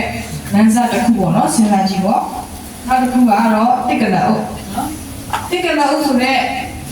တော်ဝါနဲ့ပဲရှေ့ရွယ်တော့သူ့နှလုံးဆိုလို့ရှိရင်တော်အားကောင်းတယ်ကျွန်တော်တို့နှလုံးထဲအများကြီးအားကောင်းတယ်နှလုံးထဲဘာကြောင့်လဲဆိုတော့အုံနောက်ထိရောက်ဒီနှလုံးကပို့ရတာတွေ့ရဒီဘေးရဲ့အရှိကြီးကိုနော်ဘုရားဖန်ဆင်းကြတဲ့တိက္ကနာရဲ့နှလုံးကလူတက်အများပေါ်စောင့်များဆိုတဲ့ဘာကြောင့်လဲလေဘေးရှေ့ကြီးကိုဖြတ်ပြီးတော့အုံနောက်ကိုသွေးပို့ရတာသူရဲ့ဘာဝအစားကဒီအပေအမြင့်မှာရှိရဲ့တီးရွက်တွေပဲဒါပေမဲ့သူကဘာစားလဲဆိုမြင်ကြီးမှာရှိရဲ့အယူပေါ့နော်အယူတွေစားနေတာဒါလည်းထူးဆန်းတယ်ဆိုပြီးတော့အဲ့ဒီ National Geographic Magazine ကရှိအသိပ္ပံပညာရှင်တွေတွားတွေ့တဲ့ခါကျတော့သူတို့သိချာသိလာလိုက်တဲ့ခါကျတော့ဘာတွေ့ရလဲဆိုတော့အဲ့ဒီတက်ကလအုပ်အဲ့ဒီအယူစားတဲ့တက်ကလအုပ်ရဲ့သွေးထဲမှာကယ်လ်ဆီယမ်ဓာတ်ထုံးတက်ချွတ်တက်နေတာကိုတွေ့ရခါမှာထုံးတက်ချွတ်တက်ဆိုအယူစားတာပေါ့ဒီမှာကျွန်တော်တို့နော်အယူမှချင်းဘာလို့လဲလူတွေပြုတ်တော့တယ်လားအခုသူကလည်းအသိလားတကယ်တော့မသိပါဘူးနော်သူရဲ့အသိစိတ်တော့မရှိဘူးနော်တက်ကလအုပ်ကနှလုံးကတော့သူအားကောင်းတော့အုံနောက်ကကျွန်တော်တို့အများကြီးနေတဲ့ခါကျတော့ဒါပေမဲ့ဖခင်ကတဘာဝလို့တကူတကူတဘာဝလို့အသိတရားတစ်ခုကိုသူ့ရဲ့သိသားထဲမှာထည့်ထားတဲ့ခါကျတော့သူကအဲ့ငါ့သွေးထဲမှာတော့ငါ့သွေးထဲမှာတော့ကယ်လ်ဆီယမ်ချွတ်တဲ့နေငါတော့အယူဆမှာဖြစ်မယ်ဆိုတာသူ့မှ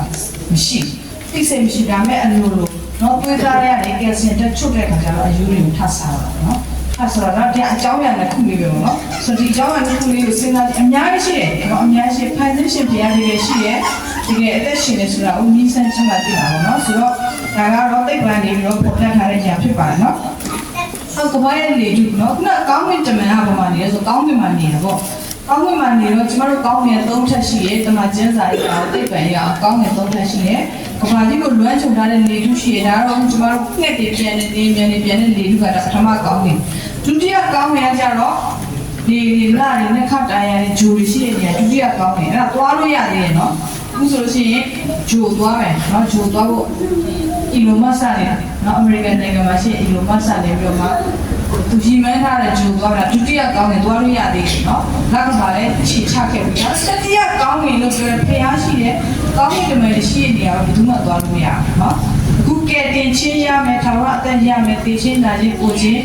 းရှိတဲ့နိုင်ငံကိုသွားမဲ့သူတွေရောက်မဲ့နေရာကတတိယကောင်းကင်เนาะဆိုတော့အဲ့ဒီတတိယကောင်းကင်မှာတော့เนาะအရင်ပြောလို့ကောင်းတယ်เนาะအရင်ပြောလို့ကောင်းတယ်အဲ့ဒီကြောင့်ကိုလည်းပဲဒီကယောဟန်ကြီးကတွေ့ရတယ်ဒီကယောဟန်ကြီးကဗျာဒိတ်ကြီးပါရောအပြည့်တွေ့ရတယ်เนาะမြို့ကြီးရှိတယ်เนาะရွှေတွေနဲ့လောက်ထားတဲ့လေးပေါက်ကနေပေါက်ရှိတယ်လေစသဖြင့်เนาะရွှေနဲ့ခင်းထားတဲ့အသက်ပင်ရှိနေတာတွေဖတ်ကြည့်လို့ရှိရင်တွေ့ရတယ်เนาะဆိုတော့ဒီတတိယကောင်းကင်ရောက်ဖို့အတွက်ဘုရားကကျမတို့ကိုဒီပထမကောင်းဝိတ္တမသုံးပါးသတင်းစကားနဲ့ပြန်ခေါ်နေတာဖြစ်တယ်နော်။တော့ဖန်ဆင်းရှင်ကိုကိုးကွယ်ပါလို့ပြောတဲ့အခါမှာနော်။ဖန်ဆင်းရှင်မှာဆိုရှင်ဘုရားသခင်ပေးထားတဲ့မူလအစားကိုပြန်စားတောက်ဖို့လည်းပဲပါ။ဖန်ဆင်းရှင်ကိုကိုးကွယ်ပါလို့ပြောတဲ့အခါမှာဒီလိုရှိကိုချာနော်။သူတောင်းတာချက်ပေါ်ပါတယ်။ဒါလည်းဆိုတော့ဖန်ဆင်းရှင်နဲ့ဘုရားရှင်ပေးရတဲ့မူလအစားအစာဖြစ်တဲ့အသီးအရွက်တွေကိုပြန်စားဖို့အချိန်ရောက်ပါပြီနော်။ဒါကြောင့်မလို့ပြန်လည်တိစားဖို့ပြန်လည်ပြုပြင်ပြောင်းလဲဖို့အတွက်သတင်းစကားတွေမှာဒီနေ့အပြင်ကောင်းကင်တမန်3ပါးသတင်းစကားရဲ့ပထမကောင်းကင်တမန်ဖန်ဆင်းခြင်းကိုကိုယ်ပါလို့ပြောတယ်မှာဖန်ဆင်းခြင်းအစမူလအစကိုပြန်စားဖို့ဖိတ်ခေါ်ရဖြစ်တယ်။အဲ့တော့မသိနိုင်မနာနိုင်မအိုနိုင်တဲ့ထာဝရနိုင်ငံကိုတွားမဲ့သူရဲ့စပွဲဝိုင်းမှာတဲ့အသားဟင်းရအလိုလိုပြောက်သွားပြီ။ရန်ကြီးပါလား။ပေါ်လေးမထင်နဲ့အရင်ကြီးကြည့်တယ်။နော်ဘုရားသခင်ရဲ့စကားကိုတိတိကျကျနားထောင်ခြင်းနဲ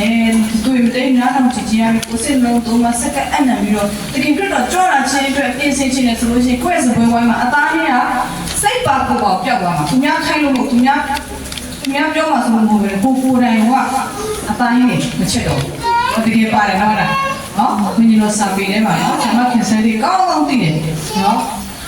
်မျက်နှာ955အောက်ဆုံးပိုက်ပါသူတပည့်တွေကမယုံတင်လာတယ်မယုံတဲ့ခါကျဆရာမဟုတ်လားအဲ့ဒါလည်းသူဆုတောင်းတဲ့ဘုရားကဘုရားသခင်ကျွန်မဘယ်လိုပြောရမလဲဆုတောင်းတဲ့ခါမှာ ဒါပေမဲ့955ကိုနှံလိုက်တဲ့အဲ့ဒီခါမှာနှံလိုက်တော့ပထမပိုက်မှာလည်းမတွေ့ဒုတိယပိုက်မှာလည်းတတိယမှာနောက်ဆုံးပိုက်မှာသွားတွေ့တယ်ဟုတ်တယ်နော်အဲ့ဒါဒီခါမှမမေ့နိုင်ရှိတာမျိုးဆရာမကိစ္စတွေပါဒီပါလားအဲ့ဆရာမနော်သူပြောကြည့်မယ်နော်အသားဟင်းအလိုလိုပြောတာပြိဿံလေးတွေကတတ်စားဖို့မဟုတ်ဘူးနော်ပြုစုဆောက်ရှောက်ဖို့ကျမတို့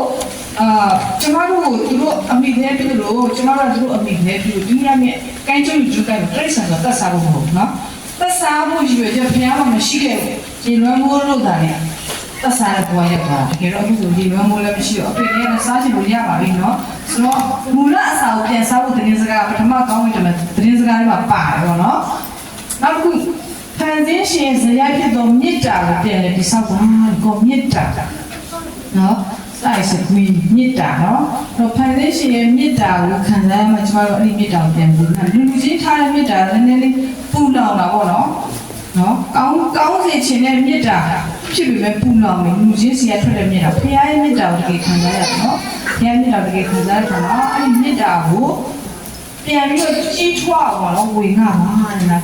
ဒါပထမကောင်းဝင်တယ်သုံးပါးသတင်းစကားထဲမှာဖြစ်တယ်နောက်ပတ်ဝန်းကျင်ကိုပြန်လဲထိမ့်သိမ်းပါတဲ့နော်ပတ်ဝန်းကျင်နော်ကျွန်တော်တို့ဘာမှပတ်ဝန်းကျင်ရှိတယ်တစ်ပေတွေရှိတယ်တရိတ်ဆိုင်တွေရှိတယ်နော်ပြီးလို့ရှိရင်အမိုက်တရက်တွေဘလို့စွန့်ပစ်တယ်ကအစပေါ့နော်ကိုယ့်ရဲ့အိမ်တော်မိသားစုထဲမှာရှိတဲ့ကျမ်းမာရေးအတွက်ပတ်ဝန်းကျင်ကိုတန်တန်ရှင်းရှင်းထားဖို့အတွက်လည်းပဲပါတယ်ဒါခုပြီးကိုယ်ချင်းနဲ့မပါတယ်ဖန်ဆင်းခြင်းကိုကိုယ်ကွယ်ပါလို့ပြောရမှာအဲ့ဒါလည်းပါတယ်နော်ဘုရားဖန်ဆင်းထားတဲ့သဘာဝပတ်ဝန်းကျင်ကိုထိန်းသိမ်းဆောက်ရှောက်ဖို့မညစ်ပတ်အောင်လုပ်ဖို့မပြုံးတိအောင်လုပ်ဖို့လည်းပါတယ်နောက်တစ်ခုကဒီရည်ကြီးရနော်ဘုရားတကယ်အမြင်ထားတဲ့ထိန်းများခြင်းကိုသစ္စာရှိစွာသိဆောက်ပါတဲ့နော်ဒီရည်ကြီးဒါကြောင့်မလို့ညီမရဲ့ချစ်ချစ်ခင်ခင်တွေကိုပြန်ပြီးတော့နော်ပြောထားတယ်ဆိုတာဖန်ဆင်းရှင်အမြင်ထားတဲ့လူယောက်ျားနဲ့လူမိန်းမတစ်သက်လုံးပေါင်းသိဖို့အတွက်ပေါ့နော်ဒါကြောင့်မလို့ဘုရားကအမြင်ထားတဲ့အိမ်တော်ကိုလို့ရှိရင်တစ္ဆာရှိစွာစောင့်ထိန်မှုပါဖန်ဆင်းကိုကိုးကွယ်တာဖြစ်ပါတယ်เนาะဒါကြောင့်ဒီမှာလည်းမိသားစုတွေမျိုးရှိမယ်เนาะကျမတို့ကအစပါเนาะကျမတို့ကအစကျမတို့အိမ်တော်ကအစဒီမှာရှိတဲ့လူတွေအိမ်တော်တွေနေနဲ့ကိုယ့်ရဲ့နေယောက်ျားကိုယ့်ရဲ့ဇနီးမယားပေါ်မှာတစ္ဆာရှိဖို့လိုတာပေါ့เนาะတစ္ဆာရှိဖို့လိုတယ်ဒီခေတ်ကနိုင်ပေါ်မှာတွေ့ကြတာများတယ်ပေါ့နော်အိမ်တော်တွေလည်းဖောက်ပြန်တာများတဲ့ခါကျတော့ဒါကတော့မွေးစားအဖေရဲ့လုပ်ရက်ပေါ့နော်မွေးစားအဖေရဲ့လုပ်ရက်ကြောင့်နိုင်ပေါ်မှာတွေ့ပြီးတော့အိမ်တော်ရှိပေမဲ့ဖောက်ပြန်သွားတဲ့လူတွေအများကြီးပဲပေါ့နော်ဆိုတော့အဲ့ဒီဟာတွေကိုလည်းပဲဘုရားကပြန်ပြီးတော့ပြုတ်ပြင်ဖို့အတွက်နော်တမင်တမယားနဲ့ကိုယ့်ရဲ့မိသားစုကိုချစ်ဖို့ကိုယ့်ရဲ့နေယောက်ျားကိုချစ်ဖို့သစ္စာရှိဖို့အတွက်တောင်းဆိုနေတာကလည်းဘုရားဝိပုဝေခြင်းပဲဖြစ်တယ်နော်ပြီးတော့ဘုရားမြတ်မိခါရဖွဲ့ခြင်းကိုပြန်လည်တည်ဆောက်ပါတဲ့အဲ့ဒီဓမ္မအရေးကြီးတဲ့အချက်ဖြစ်ပါတယ်နော်ဘုရားမြတ်မိခါရဖွဲ့တဲ့အခါမှာဥပုံလေးကိုလာစောင့်တာတစ်ခုလည်းမကပဲနဲ့နော်မိသားစုဝင်တွေနဲ့ဆရာမောင်မျိုးပြောလို့ morning worship evening worship နော်ကျန်ဖဲနှုတ်ဘတ်တရားလုံးသွင်းလိမ့်လာသင်စေလုံးသွင်းလိုက်ရှာဝင်ငါနော်ရှင်းဖြစ်ပေါ့နော်ဖျားနဲ့မိသားရဖွဲ့ခြင်းကိုလည်းတိဆောက်ဖို့အတွက်ဖန်ဆင်းရှင်ကိုပို့ကွယ်ပါဆိုတဲ့အရာကဒီမောင်တို့ပြတာဖြစ်ပါတယ်နော်ကဲဟုတ်ပြီဒါတော့တဘာဝအစာနော်တဘာဝအစာနဲ့ကမြစ်တာအကြောင်းပေါ့နော်ဒီဟာဆိုလို့ရှိရင်ပုံလေးကလေးနဲ့ပေါ်ပြထားတာဖြစ်ပါတယ်ဒုတိယကောင်းဝင်တယ်သုံးပါးတစ်စကားကိုကြည့်အောင်နော်ဘာဘူးလို့မျိုးကြီးပြိုလဲမိမတရားသောမေလုံးအစိတ်အတောက်တင်းသောစပြည့်ကိုလူမျိုးပေါင်းလို့အားတိုက်နေပြီးတော့ဘာဘူးလို့မျိုးကြီးပြိုလဲဘာဘူးလို့ဘေဘီလုံဘေဘနော်ဒီစကားဘယ်အစလဲဆိုတော့ခုနပြောတဲ့မွေးစားအဖေကအဖေအရင်လက်ထက်ကနေပြီးတော့လူယူသွားပြီးနောက်ပိုင်းမှာလူတွေကအပြစ်လုပ်ချင်လာတယ်ဘုရားစကားနားမထောင်တော့ဘူးနော်ဘုရားစကားနားမထောင်တော့တဲ့ဒီဟာကတဖြည်းဖြည်းကိုယ့်ရဲ့ generation နော်မျိုးဆက်တစ်ခုစတိုက်ဖြစ်လာတဲ့ခါကျတော့နောက်ပိုင်းမှာကိုယ့်ရဲ့အဘိုးဘွားဘီဘီနေမသိတော့ဘူးမသိတော့ဘဲနဲ့အဲ့ဒီဖန်ဆင်းရှင်ဖျားလည်းမသိတော့တဲ့ခါမှာဆိုရှင်နောက်ဆုံးကဘာကြီးကိုအရင်အပြစ်တွေများလာတော့ရေနဲ့စစ်ကြောမယ်ဆိုပြီးတော့နောအိတ်ခေတ်မှာရေမမိုးလိုက်တဲ့ခါမှာဆိုရှင်နော်ဘာဖြစ်လဲဆိုတော့လူအကုန်သေးကုန်တယ်နော်ဖျားရဲ့စကားနားမှာတော့လူကုန်သေးပြီး၈ယောက်ပဲကျန်ခဲ့တယ်နောအေးရဲ့သူ့မိန်းမရဲ့သူ့သား၃ယောက်ရဲ့သူ့ချွေးမ၃ယောက်အားလုံး၈ယောက်ပဲကျန်ခဲ့တယ်အားလုံးတချို့လည်းသိကြမှာပေါ့နော် တင်မောကြီးစားလို့တင်မောထဲမှာတရိတ်ဆန်တွေဝင်သွားတယ်မျိုးတော့ပြီးတော့လူရှိရောက်ပဲကျင်ခဲ့တယ်အဲ့ကနေမှဆက်ပွားလာပွားတဲ့အခါမှာအဲ့ဒီထဲမှာကျန်ခဲ့တဲ့သား၃ယောက်ကတော့ရှေမဟာမရာဖက်နော်အဲ့ထဲမှာရှေမဆိုတဲ့အမျိုးကကြတော့ဘုရားစကားနားထောင်တဲ့အမျိုးဖြစ်လာတယ်ဟာမနဲ့ရာဖက်ကဘုရားစကားနားထောင်တဲ့ဘာသာကိုဖြစ်သွားတယ်နော်အဲ့ထဲမှာဟာမဆိုတဲ့အမျိုးကဟာမရဲ့ညီးကြော်ပဲနော်နေရောကြလို့ခေါ်တယ်အင်္ဂလိပ်လိုနင်းလို့နေရောကြကဘုရားကပြောတဲ့စကားကိုယုံမဘုရားကမှပြောတာနောက်ခါကျရင်မင်းတို့ကရည်နဲ့မလွမ်းမိုးတော့ဘူးနော်မလွမ်းမိုးတော့တက်တက်ရှိရမလားတက်တက်အဲ့တက်တက်ကိုကြည့်လိုက်အဲ့တက်တက်ကိုတွေ့လိုက်တယ်ငါပြောတဲ့စကားကိုမင်းတို့နားတင်နားရောက်ကြည့်ငါဘယ်တော့မှမင်းတို့ကိုရည်နဲ့မလွမ်းမိုးဆိုတဲ့အချိန်မှနေနဲ့တက်တက်ကိုနာပြီးပြီဒါကြောင့်မို့ကျွန်တော်တက်တက်တွေ့ဘုံမရတော့ပြောရမလားနော်အဲ့တော့အဲ့တက်တက်ကအဲ့ဒီချိန်တော့ဘုရားပေးထားတဲ့တက်တယ်ဖြစ်တယ်ဒီနေ့မလို့အဲ့တော့မယုံနော်မယုံဘာလို့ဆိုတော့စမွေးစားအဖေနဲ့ထရောက်တော့မယုံတဲ့စိတ်တွေမယုံကြည်တဲ့စိတ်တွေရှိလာတယ်တော့မယုံတော့မှရင်လုံးကိုတော့ငါတို့ရေးလိုက်ဆောက်မယ်နော်ရေးလိုက်ဆောက်ပြီးတော့တစ်ထစ်ရေလုံးကိုနောက်တစ်ထစ်တက်မယ်နောက်ထစ်တက်ရင်နောက်ထစ်နော်ငါတို့မိုးပေါ်အထိရောက်ရေးလိုက်ကြည့်ကိုဆောက်မယ်ဆိုလို့တော့လူတွေကိုစီးရုံးနေနော်နေရောဒဆိုတဲ့ပုဂ္ဂိုလ်ညာဖက်ရဲ့ sorry ခါမရဲ့ညီးတော်တယ်နော်ခါမရဲ့ညီးကလူတွေပေါင်းခါတဲ့သူလိုက်လို့စီးရုံးတဲ့လူတွေကလည်းယုံမှာပေါ့ယုံနဲ့စိတ်တွေဖြစ်လာပြီးတော့ဆောက်တယ်ဆောက်တဲ့ချိန်မှာဘုရားကကြည့်ပဲဘောကနေကြည့်ရခါကျတော့နောက်သားသမီးငါစကားကိုမယုံတော့ဘူးဒီလူတွေနော်ဒီရဲတိုင်းကိုမဖြစ်အောင်ငါဟန်တာမှဖြစ်မယ်ဆိုလို့ဘာလုပ်လိုက်လဲဆိုတော့ဘာသာစကားတွေခွဲပြလိုက်တယ်နော်ဘာသာစကားတွေခွဲပြလိုက်တဲ့ခါကျတော့ကြောက်ရွံ့နားမလဲတော့အဲ့ချိန်မှာစပြီးတော့နော်အုပ်ယူလာခဲ့ဆိုတော့ရင်အုပ်မသိတော့ကောက်ယူလာနော်အလုံးမဖြစ်တော့ဘူးနော်လုံးပြတော့ကြတော့ဘာဘူးလို့ရဲတိုက်ကြီးအဲ့ဒီရဲတိုက်ကြီးကမဖြစ်မြောက်တော့ပဲနေပေါ့နော်နောက်ဆုံးမှဆိုလို့ရှိရင်လူတွေကစိတ်ပြက်လက်ပြက်နဲ့ဝဲသွားတယ်အရက်နေမျက်နှာကွဲထွက်သွားပြီးတော့ပြောတဲ့တိုင်းနိုင်ငံတွေနောက်ပိုင်းဖြစ်လာတော့ဒါတော့တူကောက်ပြောတာပေါ့နော်သူတို့ဘယ်သွားလဲနေညာမှာဘာလိုမျိုးတွေဖြစ်လဲဆိုတော့ရှိတယ်အဲ့တော့အဲ့ဒီရဲတိုက်ကိုဘယ်လိုနာမည်ပေးလဲဆိုတော့ဘာဘူးလို့ဘာလို့ခေါ်တော့ဘာလို့ဘာရှုပ်ထွေးသွားလဲစကားတော့ဘာသာစကားတွေရှုပ်ထွေးသွားတယ်ဟုတ်ဆိုဘာလို့ဆိုတဲ့နာမည်ကရှုပ်ထွေးခြင်းနော်ရှုပ်ထွေးတယ်အခုဘာတွေရှုပ်ထွေးလဲရှုပ်ထွေးတဲ့အထက်ကထွက်ခဲ့ပါတဲ့နော်အမှန်နဲ့အမှားရောတဲ့ရှုပ်ထွေးတွေကမှန်တယ်လို့မားတယ်လို့ဟိုလည်းမှန်တာဒီကလည်းမှန်တာဟိုလည်းကောင်းတာဒီကလည်းကောင်းတာဆိုရှုပ်နေတာနော်အမှန်နဲ့အမှားကိုခွဲခြားပြီးမသိတော့ဘဲနဲ့ရှုပ်နေတဲ့အရှုပ်ထုတ်တွေကနေထွက်လာခဲ့ပါတဲ့နော်ဘာလို့ဆိုတဲ့စကားကိုရှင်းပြတာဖြစ်ပါတယ်အဲ့တော့ဝဲမားတဲ့နေထိုင်မှုပုံစံနဲ့ထွက်လာခဲ့ပါနော်ဘုရားရှင်ရဲ့ညွှန်ပြတဲ့စကားအတိုင်းလိုက်လျှောက်ပါဘုရားရှင်ရဲ့အလိုတော်ကိုသိနိုင်တဲ့အုံနောက်ကိုထိမ့်သိမ်းပါအကုန်ပါတယ်ဘာဘူးလို့ဆိုတာနော်ရှုပ်ထွေးခြင်းကိုဖြစ်စေတဲ့ကျမတို့အုံနောက်ကိုရှုပ်ထွေးဒဝေဆိုတာဖြစ်စေတဲ့အရာတွေကထွက်ခဲ့ပါဟောအာယုံ၅ပါးနဲ့ကျမတို့ကိုမွေးစားအဖေကရှုပ်ထွေးအောင်လုပ်တယ်ဟိုကလည်းမှန်တာပဲဒီကလည်းမှန်တယ်လို့ဟိုကလည်းကောင်းတာပဲဒီကလည်းကောင်းတာပဲနော်အဲ့လိုမျိုးfuse ဖြစ်စေတဲ့တရားနဲ့ shock ထွေးအတွေးကိုရောပြတာပေါ့နော်အတွေးကိုရောပြပြီးတော့အကောင်းနဲ့အဆိုးရောပြတဲ့အမှန်နဲ့မဟုတ်ရောပြတဲ့အဖြစ်နဲ့အမဲကိုရောပြတဲ့ခါကျတော့ shock သွားတယ်နော် shock သွားတဲ့အထက်မှာကျမတို့ကအမှန်နဲ့အမကိုသိပြီဆိုလို့ရှိရင်ပြန်ထွက်လာဖို့တွေ့နော်နောက်တစ်ခုကဘုရားရှင်ရဲ့အလိုတော်ကိုလူမျိုးရေးဖောက်ပြန်ခြင်းများကိုပတ်ဝန်းကျင်ပေါ်ချစ်ခြင်းအပြင်ဘုရားလိုတော်ကိုသိခြင်းတိုင်းတိဆောက်ပါစိတ်ကင်းစေပါတနည်းအားဖြင့်နော်လူမျိုးချင်းချစ်ဖို့ဘုရားကိုချစ်ဖို့နော်တရားကစနေဆိုလို့ရှိရင်ပေါ်ပြထားတဲ့အခါမှာအခုကျင့်ဆိုင်ကြတွေဖောက်ပြန်တဲ့နော်ကျမတို့ရဲ့စိတ်ဓာတ်တွေကဝိဇ္ဇာအဖေရဲ့စိတ်ဓာတ်နဲ့တပြည့်ပြည့်တူလာတဲ့ခါကျတော့မနာလိုတာတွေတဝန်တူတာတွေမုန်းတာတွေရန်လိုတာတွေနော်အပြိုင်ဆိုင်တွေပြီးရင်လက်စားချေချင်တာတွေညှိမှန်းနှိမ့်ဆက်ချင်တာတွေနော်တုံ့ပြန်ချင်တာအဲ့ဒီအားလုံးကဘာလဲဆိုတော့စာတန်ရဲ့ဇယိုက်တွေပဲဖြစ်တယ်ပေါ့နော်ဒီဇယိုက်တွေကနေပြီးတော့တနည်းအားဖြင့်ရှော့ထွေးနေတဲ့အရာတွေပြန်ထွက်လာဖို့တော့ဖိတ်ခေါ်နေတာဒုတိယကောင်းတဲ့မှာ၃ပါးသင်စင်တော့ဖြစ်ပါနော်အဲ့တော့စစ်မှန်တဲ့ယုံကြည်မှုကိုတည်ဆောက်ပါတဲ့နော်ရှော့ထွေးခြင်းမှန်တဲ့များကိုဘုရားကိုသိကျွမ်းခြင်းဖြစ်ရှင်းလင်းစေပါတဲ့နော်ဆိုတော့ကျွန်မအနေနဲ့လည်းပဲဒီဖန်ဆင်းရှင်ဘုရားကိုကိုယ်ွယ်ခဲ့တာပဲမိယုဖလာရဖို့ကျွန်မကလည်းမိယုဖလာခရစ်ယာန်ဆိုတော့အဖေကခရစ်ယာန်အဘိုးဘွားတော့နတ်စားနေပြောင်းလဲလာတယ်ဒါပေမဲ့အဘိုးဘွားကြောင့်ကျွန်တော်တို့ခရစ်ယာန်ဖြစ်တဲ့အဖေခရစ်ယာန်ဖြစ်တဲ့ကျွန်တော်တို့ခရစ်ယာန်ဖြစ်တဲ့ဆိုတော့မိယုဖလာခရစ်ယာန်ပေါ့မိယုဖလာခရစ်ယာန်ကိုယ်ွယ်တာပေါ့ဒီလိုဆောင်နေနော်အလူတွေပေးတယ်စသဖြင့်ဒါပေမဲ့လည်းတကယ်ပဲကိုယ်နှလုံးသားထဲမှာတကယ်ကိုယ့်ဘဝထဲမှာဖေကဘယ်လိုကူညီမဆခဲ့လဲဆိုတာဘုရားခင်ကဘယ်လိုဆုံးမခဲ့တယ်လဲဆိုတော့ဘု ဖျားရှင်ကဘယ်လိုမြောက်စားခဲ့တယ်လဲဖျားရှင်ကဘယ်လိုတုံတင်ခဲ့တယ်လဲဆိုတာဖျားခင်ကဘယ်လိုကောင်းကြီးပေးခဲ့တယ်ဆိုတာကိုသိရခါကျတော့ပြောချင်တော့တာနော်ပြန်ပြောပြချင်တော့ဖန်ဆင်းရှင်ဘုရားတကယ်ရှိတယ်ဖန်ဆင်းရှင်ဘုရားကိုကိုးကွယ်ကြည့်ပါမိစမ်းကြည့်ပါဆိုတဲ့အောင်ပြောပြချင်တော့တာနော်ပြောပြချင်တဲ့ကြောင့်ဒီသတင်းစကားလေးနဲ့နှိကုန်ချုပ်တာဖြစ်တယ်ပေါ့နော်ဆိုတော့ဘုရားကဆုတောင်းတယ်ကိုနားရောက်တဲ့ဘုရားဖြစ်တယ်ဘုရားကသူ့ရဲ့သားသမီးကိုချစ်တဲ့ဘုရားဖြစ်တယ်ပြည့်စည်စေခြင်းနဲ့ဘုရားမဟုတ်ဘူးဆိုတဲ့ကြမ်းချက်ကလေးကိုလည်းတွေ့တယ်နော်ဘုရားသခင်ကိုချစ်တော်သူပြီးလို့ကြံစီတော်မူခြင်းတိုင်းခေါ်တော်မူတော်သူတို့ရဲ့အကျိုးကိုခတ်သိမ်းသောအရာတွေတညီတညွတ်ဒီပြုစုကြသည်ကိုငါတို့သိကြ၏ဆိုပြီးတော့ပြောတဲ့ရှင်ပေါလုရှင်ပေါလုဆိုတဲ့ပုဂ္ဂိုလ်အရင်တော့ကခရစ်ယာန်ဘာသာကိုမိစ္ဆာဒိဋ္ဌိအယူဝါဒဆိုပြီးတော့လိုက်သက်ခရစ်ယာန်တွေလိုက်သက်တာအဲ့ဒီပုဂ္ဂိုလ်ပြောခဲ့တဲ့စကားပေါ့နော်ခရစ်ယာန်တွေလိုက်သက်တယ်ထောင်ထဲချတယ်ညှဉ်းပန်းလိုက်ဆက်တယ်ဒါပေမဲ့ဘုရားကသူ့ကိုသုံးနေတဲ့ခါကျတော့ခရစ်ယာန်တွေညှင်းဆဲဖို့သွားတဲ့နန်းမှာသူ့ကိုအနေနဲ့ကထိလို့မျက်စိကွယ်သွားပြီးတော့သုံးရလုံးဘာမှမတွေ့ဘဲနောက်ပိုင်းဘုရားကသူ့ကိုစကားပြောပြီးတော့မင်းကညှင်းဆဲတယ်ကွာတဲ့ကျွန်တော်ကိုယ်တော်သူပဲတင်ညှင်းဆဲယေရှုဖြစ်တယ်ပြောအဲ့မှာသူတော့တာမှားပြီဆိုတော့ဘုရားကသူ့ကိုပြောပြတဲ့ခါကျချက်ချင်း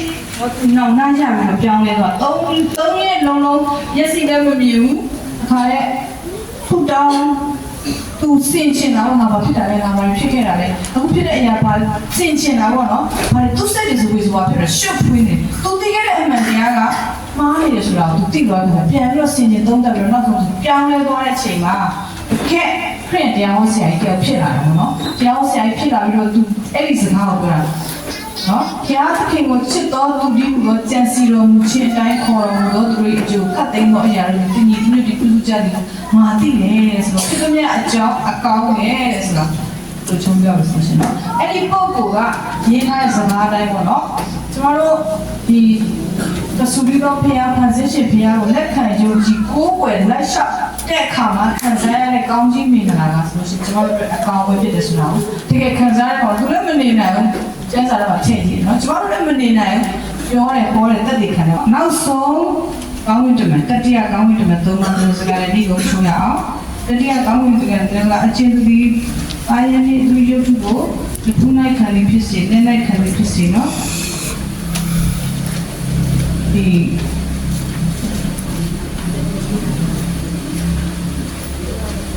အာယတဲ့စိတ်လို့ခေါ်တယ်လူကနေတော့တနည်းအားဖြင့်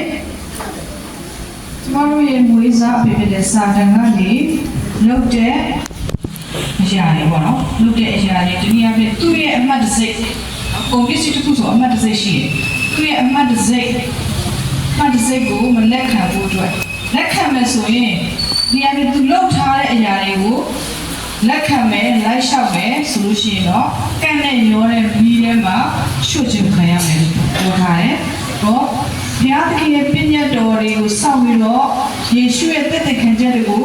လိုက်လျှောက်တဲ့သူတွေကတော့သိခံပါနော်သိခံကြအကြောင်းရှိတယ်နော်ဆိုပြီးတော့ဘုရားရဲ့တစ်စိတ်ကိုခံမလားလူရဲ့တစ်စိတ်တနည်းအားဖြင့်သားရဲပေါ့နော်သားရဲဆိုတာတော့စာတန်တနည်းအားဖြင့်ကျွန်တော်တို့မွေးစားအဖေကနေလှုပ်တဲ့ဝတ်ပြုကိုယ်ဝတ်ခြင်းတွေလှုပ်တဲ့နေထိုင်မှုပုံစံတွေလှုပ်တဲ့လူမှုရေးစီးပွားရေးအားလုံးကိုမလိုက်လျှောက်ဖ ೇನೆ ဘုရားရဲ့တစိတ်ဒီနည်းအားဖြင့်ဒီတစိတ်ကတော့ပြောရမယ်ဆိုလို့ရှိရင်ဖန်ဆင်းရှင်ဘုရားကိုဖန်ဆင်းရှင်ဖြစ်အသိမှတ်ပြုပြီးတော့ပြန်လဲဝတ်ပြုကိုယ်ဝယ်တဲ့ဥပုံလေးရတယ်ဓမ္မရေးကြီးပါเนาะဒီတတမလေးပေါ့တင်းနေ3 5 6ခုတင်းနေ3 5 6ခုတင်း3 5 6ခုရှစ်မလားเนาะအဲ့တော့တစ်နှစ်ကတော့ကဘာကနေကိုတစ်ပတ်ပတ်ရင်တစ်နှစ်နော်နာကကဘာကိုတစ်ပတ်ပတ်လို့ရင်တစ်လဒါမဲ့တစ်ပတ်ကဘယ်ရလာလဲဆိုတော့ဖန်ဆင်းခြင်းရပဲလာပါတယ်1 2 3 4 5 6ခုရှစ်မလားဆိုတော့ဖန်ဆင်းခြင်းအထိမ်းအမှတ်အနေနဲ့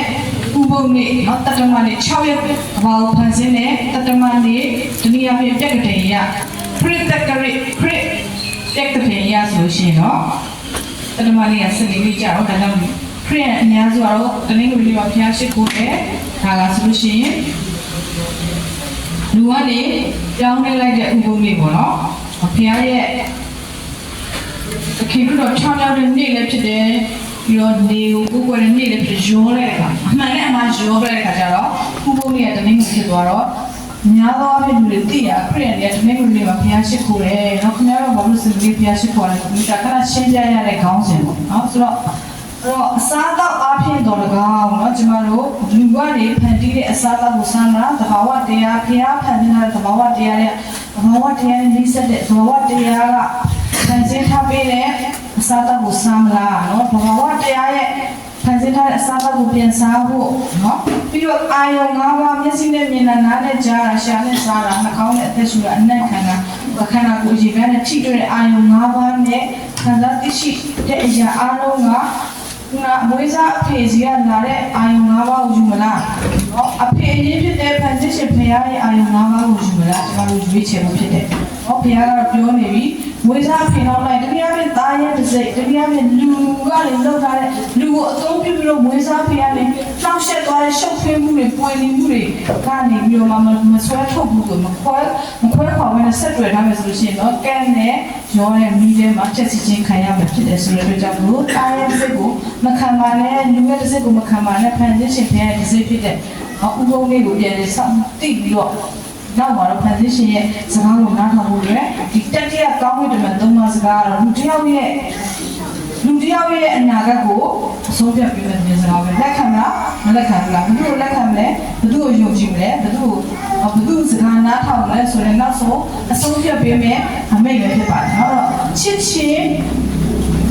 းမြင်ချင်းသိနာတဲ့ခြင်းခံစားခြင်းမှတစ်စညဉ့်ဉန်းတဲ့အတွေ့အကြုံတွေများကိုဥတည်တဲ့အသည့်တရားကိုဖယ်ရှားဖို့နှုတ်ကပတ်တော်အဖြစ်ပဲဖယ်ရှားလို့ရမှာဖြစ်ပါတယ်ဒီနှုတ်ကပတ်တော်ကတော့ဘုရားကိုလူလုံးဒီကိုလုံးနဲ့မမြင်ရပဲသူပြောတဲ့တရားစကားတွေဒီထဲမှာရှိရတဲ့ကြောင့်လို့ဒီအရာထဲမှာရေးထားတဲ့ဘုရားရဲ့နှုတ်ကပတ်တရားတော်ကိုလေ့လာလိုက်လျှောက်နှလုံးသွင်းလိုက်လျှောက်ပြီးတော့ဝင်ငါခြင်းအပြင်အသက်တာကိုပြည့်ပြည့်ပြောင်းလဲဖို့အတွက်ဟောဖိတ်နေတာဖြစ်ပါတယ်เนาะလူမှုရေးကိုဥတည်တဲ့လောကရဲ့နိုင်ရောမှုများကိုအလျှော့မပေးပါနဲ့အင်တာမအရေးကြီးရနော်လောကလို့ပြောတဲ့အခါမှာစာလံကြီးဆိုးတဲ့ကဘာကြီးထဲမှာနိုင်ရောစရာတွေအများကြီးပဲเนาะစိတ်မပါဘဲနဲ့နိုင်ရောတာရှိရင်လူကိုယ်တိုင်ကစိတ်ပါပြီးတော့နိုင်ရောတာရှိရင်ဆိုတော့ဒီအချိန်မှာဆိုကျွန်တော်တို့ဘုရားဘာဖြစ်စေချင်တာလဲဆိုတော့တိတိကျကျသိနိုင်ဖို့အတွက်ဘုရားရဲ့နှုတ်ကပတ်တရားကိုလေ့လာနေလို့ပေါ့เนาะနှလုံးသွင်းပြီးတော့လက်လျှောက်ခြင်းအပြင်နော်ဖခင်ရဲ့တစ်စိတ်ကိုလက်ခံတဲ့လူဖြစ်ဖို့တောင်းဆိုနေတာဖြစ်ပါတယ်တတိယကောင်းတဲ့သတင်းစကားဒီနေရာမှာကျမ်းမာရေးသတင်းစကားကလည်းပ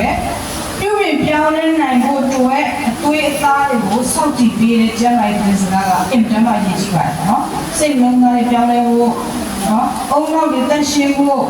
ခန္ဓာကိုယ်ကျန်းမာဖို့စိတ်ပိုင်းဆိုင်ရာတွေကျန်းမာဖို့ပျော်ရွှင်ဖို့ဆိုတာကတော့ဒီကျန်းမာရေးသတင်းစကားတွေလှုပ်ဆောင်ပေးတာဒီနေ့အပြင်ဖခင်ရဲ့စကားကိုနားထောင်နိုင်ဖို့အတွက်ကိုယ်စိတ်လုံးသုံးပါးကိုပြင်ဆင်ပေးတာကတော့ကျန်းမာရေးသတင်းစကားပဲဖြစ်ပါတယ်နော်ဒါကြောင့်ကျွန်တော်ဒီညောင်လာတဲ့အဆန်အကုန်ခံနေ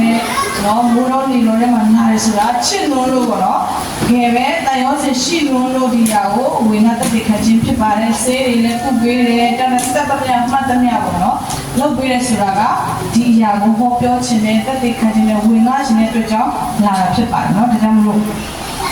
့ဘာနေလဲနောက်ဆုံးနေလဲပေါ့နော်အားပေးချင်တာကကြတော့ဒီလိုဖြစ်နေတာကအများကြီးဒါပေမဲ့ထိုင်ရတာလည်းကြာပြီဆိုတော့နိုင်လည်းပဲခင်ဗျာနော်ခါးတွေပါလည်းညောင်းနေပြီဆိုတော့နော်အားနာတယ်နော်ဒါကြောင့်မို့နောင်လည်းတောင်းလို့ဆက်ပြောမယ်ပေါ့နော်နားထောင်ကြည့်တော့ဆက်လာခဲ့ဒီမှာပဲရက်တော့တယ်နော်အဲ့တော့ပထမကောင်းတဲ့တမန်သတင်းစကားကဖန်ဆင်းရှိကိုပြင်လဲကိုယ်ပဲပါ